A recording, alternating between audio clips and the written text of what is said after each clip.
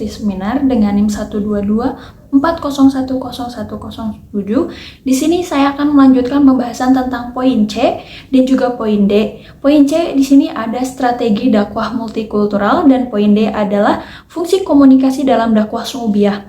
Yang pertama kita bahas tentang strategi dakwah multikultural. Dalam konteks dakwah, strategi multikultural sangatlah penting karena mad'u memiliki latar belakang budaya yang beragam. Dakwah yang efektif harus mengakui, memahami, dan juga menghormati perbedaan budaya agar pesan yang disampaikan lebih mudah untuk diterima.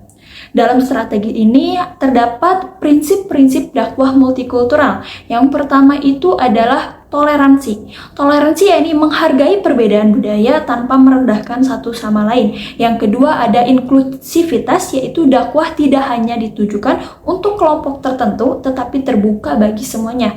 Yang ketiga ada empati, yaitu memahami perspektif budaya mad'u agar tidak terjadinya kesalahpahaman. Lalu poin yang terakhir itu ada dialog antar budaya. Bukan sekedar menyampaikan pesan, tetapi juga membangun komunikasi dua arah yang sehat.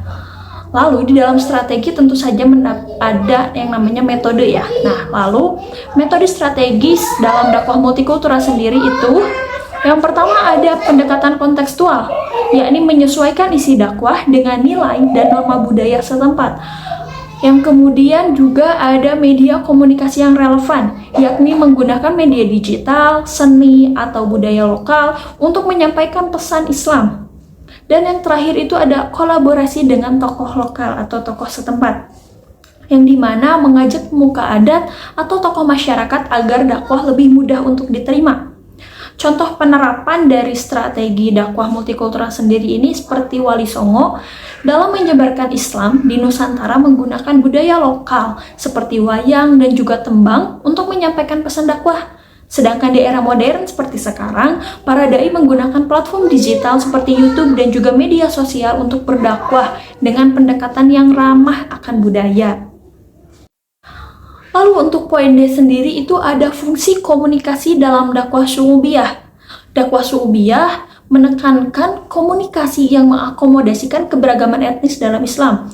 Komunikasi dalam dakwah su'ubiyah memiliki beberapa fungsi utama.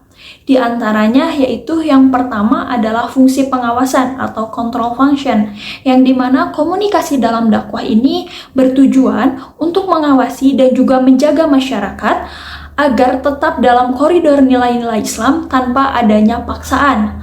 Lalu, yang kedua ada fungsi jembatan atau yang bisa disebut dengan bridge function, yang dimana fungsi tersebut digunakan sebagai penghubung antara budaya yang berbeda agar umat Islam tetap bersatu meskipun memiliki latar belakang etnis dan budaya yang beragam.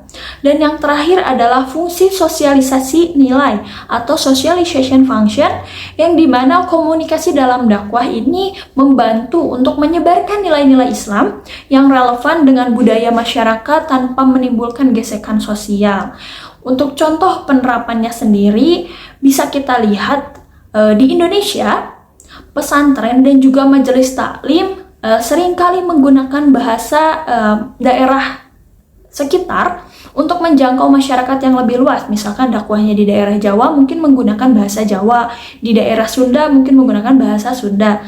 Sedangkan di dunia digital, penggunaan bahasa yang inklusif dalam ceramah online membantu menciptakan persatuan di tengah perbedaan yang ada di dalam masyarakat. Mungkin cukup sekian yang dapat saya sampaikan. Untuk poin selanjutnya akan dilanjutkan oleh teman saya. Sekian dari saya. Wassalamualaikum warahmatullahi wabarakatuh.